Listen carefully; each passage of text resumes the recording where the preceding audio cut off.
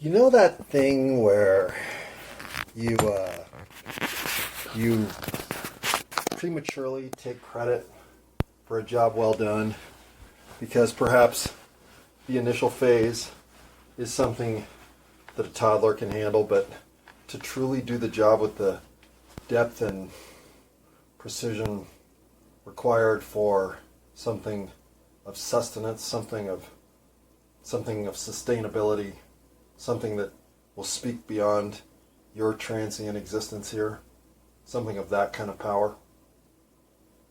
Well, I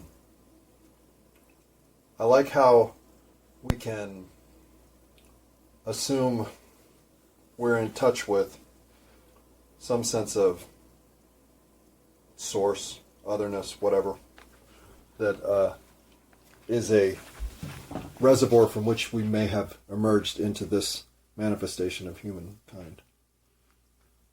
The force of Star Wars, as it were.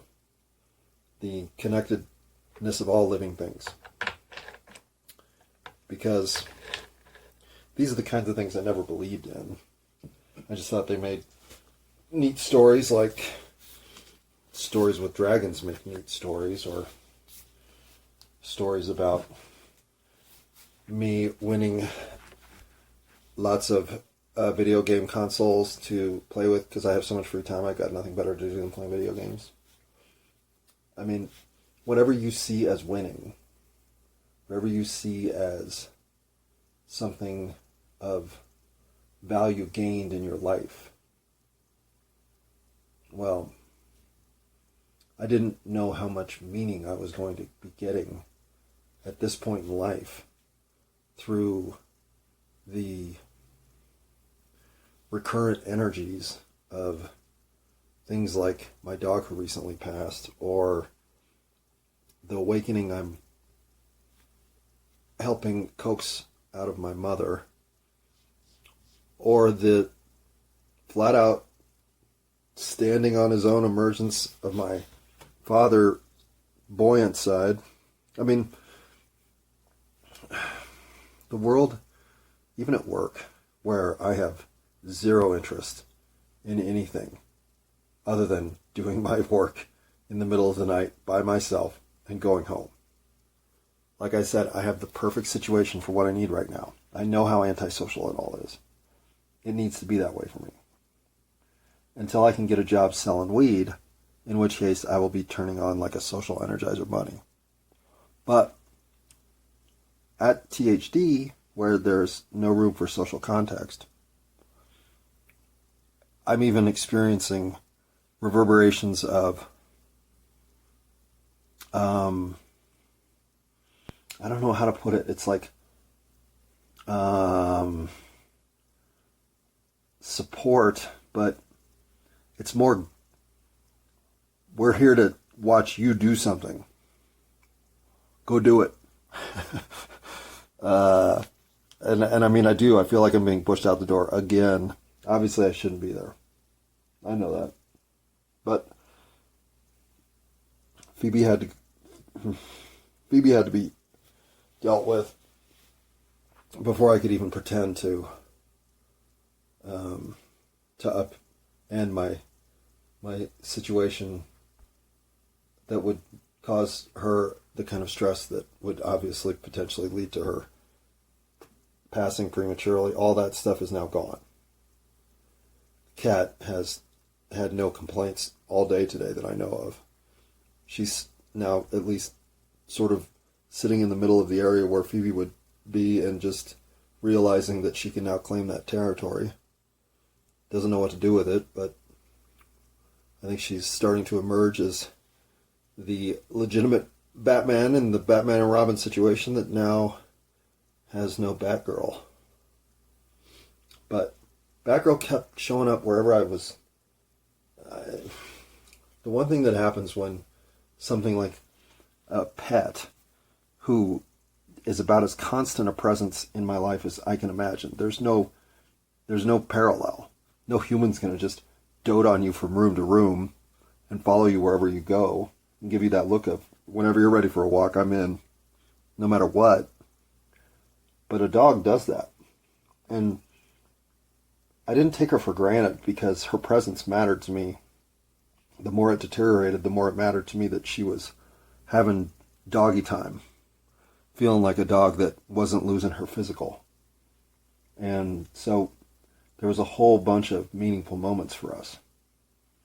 But when she's gone, now the whole BFF presence just leaves such a void. There's no there.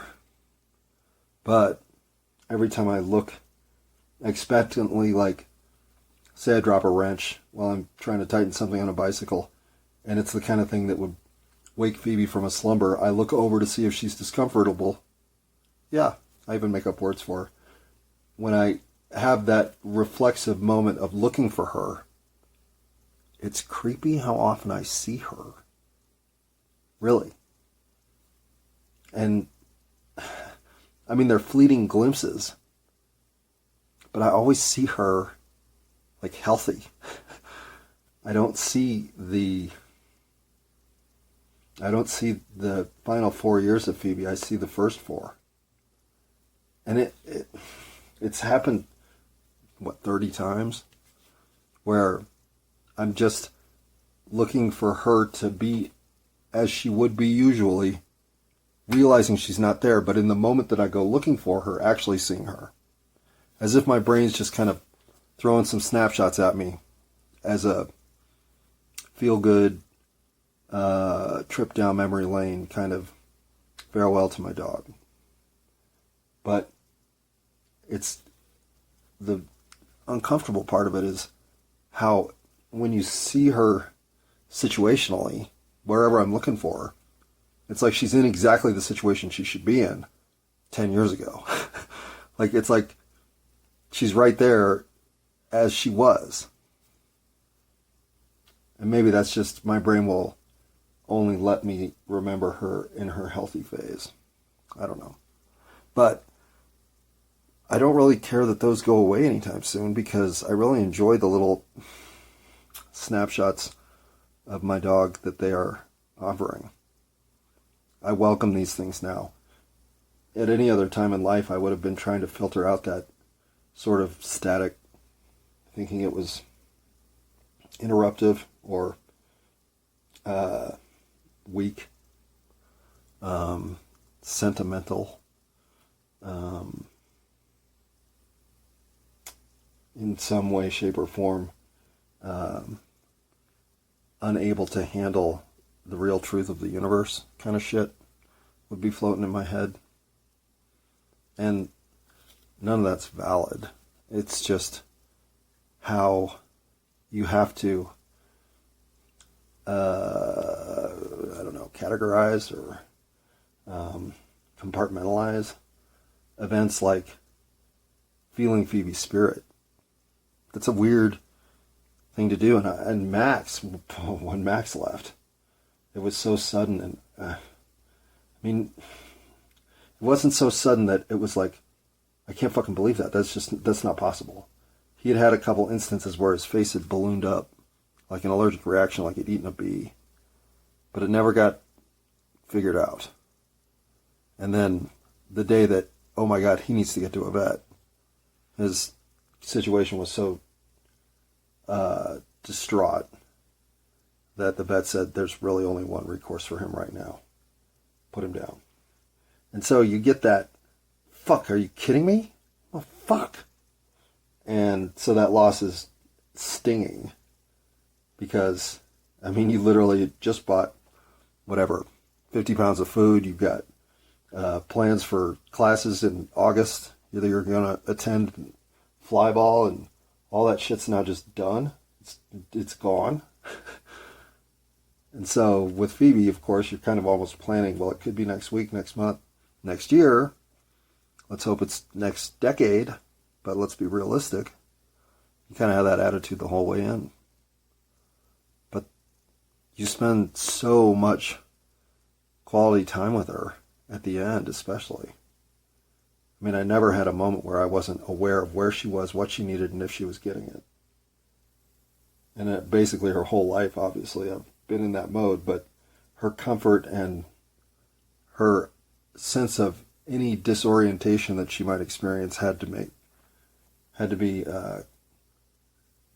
managed in real time for the last couple years, just because she kept losing her physical ability to do things. I never knew when incontinence was going to hit. It certainly took a while, but was ready for it basically since 3 years ago. And it's a long way to have your dog go. Just, I wouldn't wish it on anyone, honestly. And the fact that she took it so well, I don't know how she did it.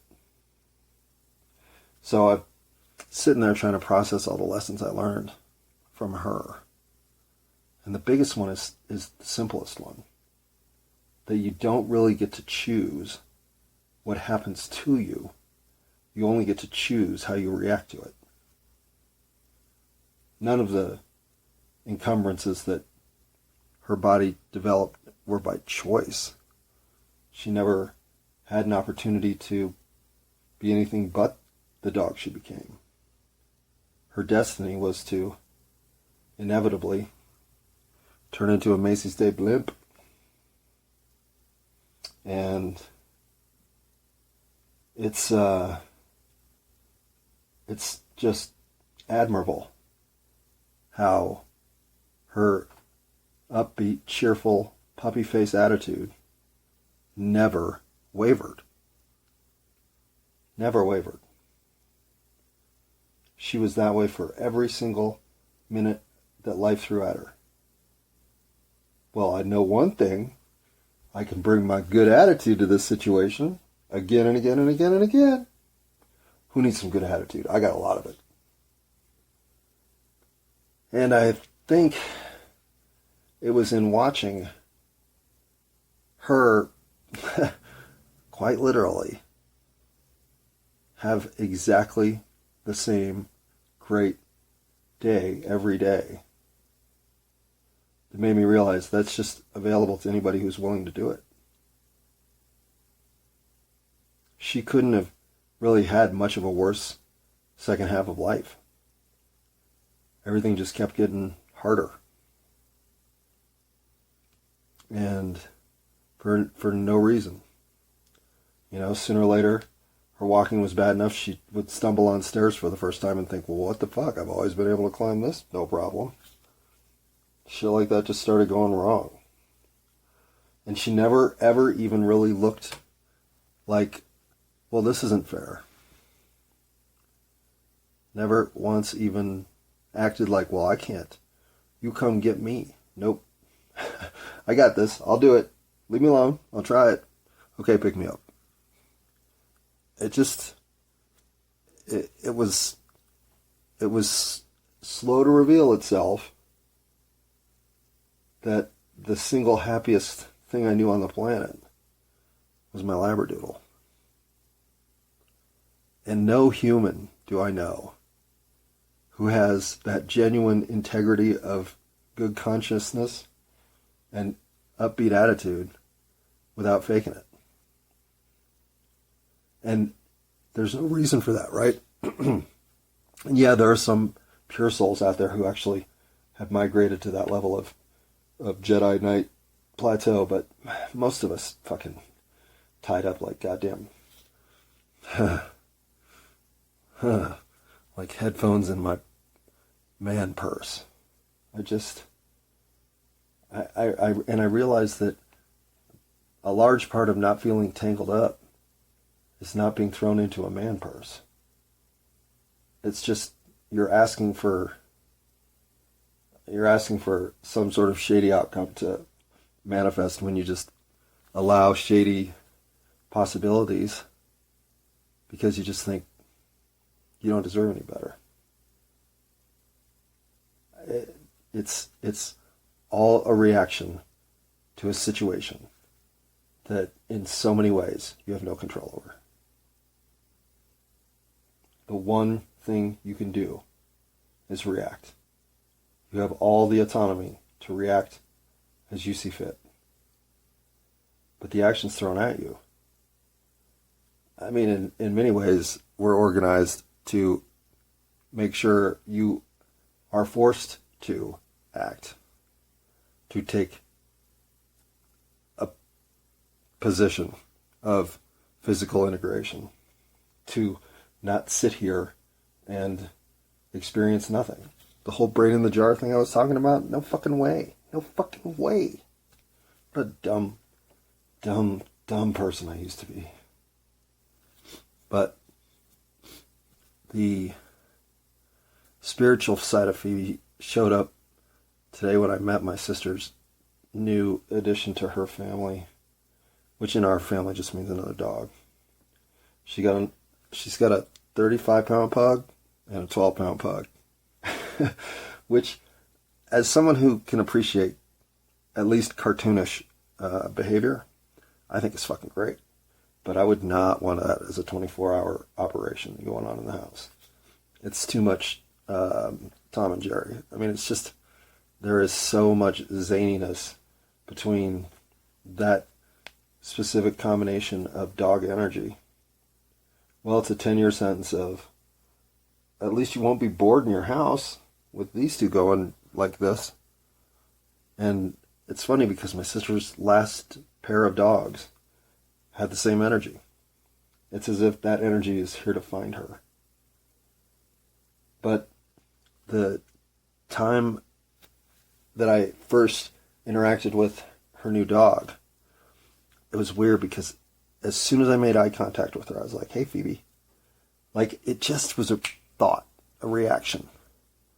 And then she came at me like when Phoebe used to be a little puppy. Same fucking jump. And even Em, my sister, was like, boy, she really likes you. That's totally not like her. I was like, yeah, that's a lot like Phoebe, though. And, I mean, I don't know what dogs are. I don't know if they're siphoned soul creatures from our own reservoir of soul energy left behind, or if they're an integration of reflective energy of who we are at this time in space and reality. I don't know. I don't know how the whole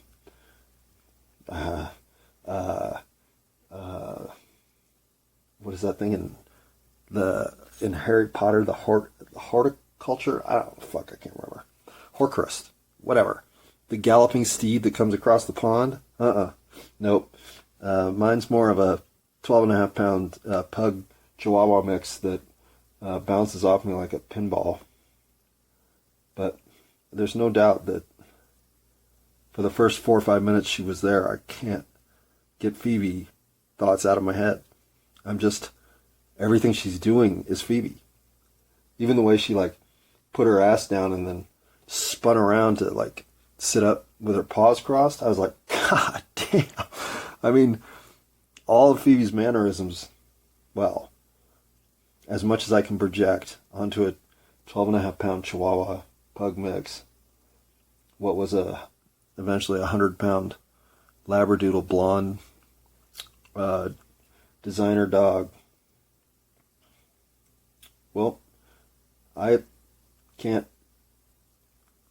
go to sleep tonight without truthfully admitting that I feel like Phoebe was, for at least 3 or 4 minutes, what was sitting inside that pug. It was like she was released from her body that would not let her be her real self. Because as soon as I saw her freed up in that pug, bam, hey you, bam, I know, what happened, bam, oh I missed this too. You were such a fun dog when you weren't handicapped, potty capped, whatever. Alright, listen, I didn't even get on to talk about any of this shit. This is terrible free lib, mad lib, baby. Shit, I can't even speak. But I did get on to speak about some shit, and I gotta go to work. So, here, let's get this out. Okay. I don't know how much near-death experience, bunny pit diving you've done, but if you haven't done any of it, you should. As a human being, you owe it to yourself to at least hear the commonality, the incidental overlap of variables that exist in people who have, as it were, left their body in a near-death experience, only to then return to tell some story of whatever dissociation event they have gone through. And some of them, I will not spoil, are fucking fascinating. To the point that the one that is obviously getting made into a movie should be getting made into a movie, and it's such a great story that even if it's fake, fuck man, that's the kind of shit that if you're gonna fake a sense of wonder for us, do it this way. Do it with her story, because fascinated have I been, essentially since I ran into the Jeff Mara podcast. But I probably listened to 50 or 100 of these, and then at some point stopped, because you basically have heard the story. And a little bit of a spoiler here. The stories don't all, at all, in any way, no one is identical to another. But there's overlap or groupings that they start to fall into that you're like, okay, well, like, for instance, some people experience terrible hell. Like, literally think they've been to hell. And it's only about 5% of people, but it's a legit group that go and don't enjoy anything about it, and in fact feel a threatening overtone, or even just a foreboding sense. And even in some of those stories, there's so much hope that's drawn from it. It's everybody who goes through this, their life has changed for sure, and most of them speak to it as still an almost compulsion of thought, because it's so outside the realm of what we're experiencing that it immediately makes this less vibrant. There's no jumping into a reality of super experience back into a reality of limited experience without thinking, fuck man, why did I have to have this anchor dragging my boat? I can't get back to what I want, and yet I now know what I have is limited. I mean, there's two ways that people take it. They either think, I don't know why me. This isn't the kind of information that I want to have to process. Or they come back so energized by what's happened that their purpose in life is completely redirected. Like, it is an exact flagpole in their fucking, I was this way, now I'm this way story of life. Changed by what can feel like years of experiences that may only last seconds or minutes. And so the whole group of it is full of truth, which is a lot more encouraging than the UFO shit, which is full of lies. But the truth that you can see is because you can tell people aren't lying. They may not be capable of processing what they went through and tell it to us in a way that's anything other than, there goes Lorraine again. But Lorraine did go through something that made her framework shift. And she's not alone, because her framework shift is a very similar one to these 300 other people who are telling the same story of at least enough overlap to go, shit, man, what the fuck is happening to these people? And I'm not, nor have I ever been, nor will I ever be, afraid of death. Because I don't get a choice, right? I don't get to choose not to die. To me, some of the best things about dismissing religious or any of that nonsense influence about, what happens after we die is, you don't know, so don't tell me. If I find out somehow, I'll share, but you should suspect that I might be lying to you. Because I don't think everybody else that's telling these stories knows what the fuck they're talking about. I think they're all liars. So to be afraid of death, it was like being afraid of growing up. It's going to happen. I don't know. It's never been a fear or a phobia or even a discomfort. And again, I've never been to a funeral really. I've been to one, like tangential family friend, partner, business thing, funeral. But so death with my dog is about as far as it's ever gone. So I'm very naive here, and I don't want to speak in a capacity that dismisses the true pain that death brings. But my own death, fear of death, no. Now, that doesn't mean that I'm going to burst into a flaming building looking for babies to save. As a matter of fact, absolutely fucking not. Coward. 100%. Like, it's not that I welcome death. I don't want to die, but I don't think of death as a fearful experience. I feel like I've died a lot of times. I'll just say that. And so I think at some point, if you've drowned, you've been strangled, you've fallen off a fucking roof, you've been reloading your gun and shot your own face off. I mean, in all the ways I'm sure I've died, at some point, I think the return trip, you kind of come in with a little more piece of whatever the end game is, because you don't know that part. Well, it's not the end game. It's just the final feelings of this manifestation of human energy.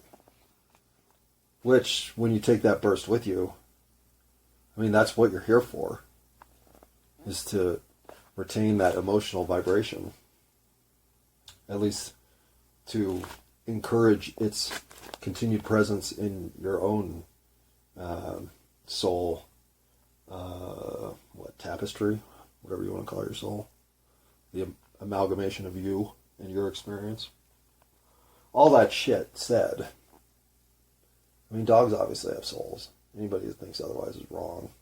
I think, though, the soul energy of dogs is akin to their owner or the person with whom they are most going to influence on this planet. I think they are little siphons of soul burst that are here as straight up support. The unconditional love from dogs is so unique. I mean, I don't know. It'll be interesting to find out what dogs are when that ever happens. So, the key point about all these stories that these people tell about near death to me is nothing to do with all the wondrous color and light and fucking spongy Robin Williams movies they go to. Or how many of them actually see Jesus or the Buddha or all that stuff too. Like, that's fascinating to me on another level. But the point that stands out the most for me is how many of them, upon looking down and realizing, oh, that's me, the next thought is, fuck it. There goes life. No biggie. In other words, it's a moment of immediate dismissal of all of that shit that you think's important. None of it matters. None of it. Hell, people who have newborn kids and experience these things can oftentimes completely dismiss a brand new child they just brought into the world. Because once you escape this shell of existence and see what it is that you participate in and how your life map pattern circuited through, oh, of course that's how it all worked. Including whatever tragedy and life lesson you have experienced, you may have fucked it all up. It may all be left turns on a board that was designed to go right. But it makes sense. All of the context is now available that we're missing. So when these experiencers come back and they actually can remember the context, well, you can see the distance that's in their eyes that is new, because they're seeing something in their mind library that the rest of us are just incapable of appreciating.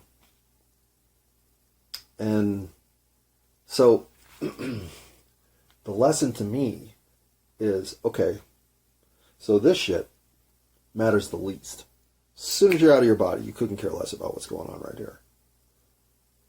But what we do here to connect with other entities to the point their energy starts to influence us, Phoebe, it doesn't have to be a human.